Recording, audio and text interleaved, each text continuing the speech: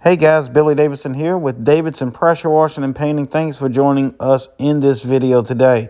In this video today, we're going to show you one of the worst roofs I have ever cleaned. Also, I want to mention I received this lead off of a yard sign.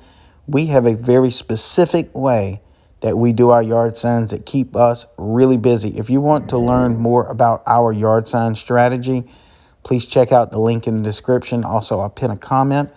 You can go to billydavidsonvip.com. This one here had so much moss built up on one side.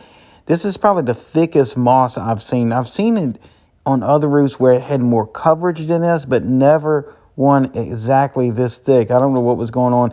I suspect they had some trees overhead at some point in the past because I can kind of see where they had trimmed some limbs back. And I think those water oaks down here in the south was what caused this.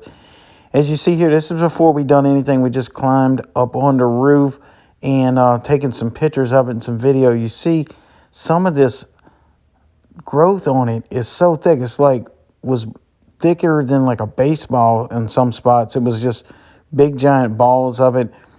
Now, I always let my customer know we're not allowed to scrape this off, and you shouldn't either, or even putting a broom up there. I have seen some guys take like a scraper and try to scrape this stuff off. That is really the wrong thing to do.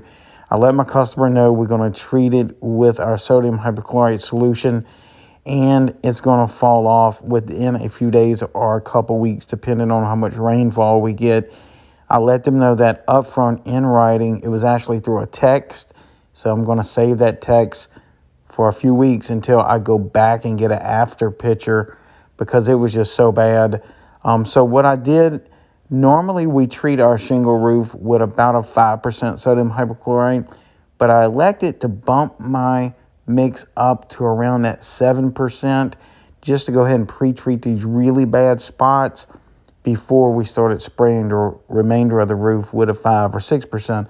I've had some luck with that on some other roofs that I've done in the past, but they wasn't this bad. So I may have to go back and retreat these spots at some point.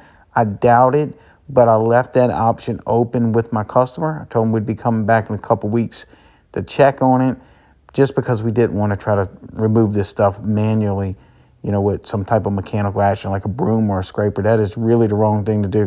The reason being, these growths actually embed roots into the shingle because it's getting nutrition from that shingle. And if you start trying to scrape that off, not only are you going to probably scratch and scrape up the roof, and the roof is not all that in best shape in the world already, but also you're going to be pulling these alive roots out of those shingles, causing it to pull roofing material off with it. And another way to think about this is if you pulled a weed out of the ground that is alive and healthy, you'll notice that it comes with the root ball and the dirt all caught up into that root ball.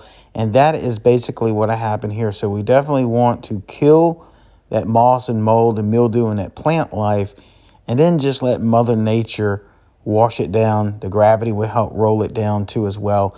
And sometimes this stuff will dry up. It'll look like little white cotton balls, and even the wind will blow it away.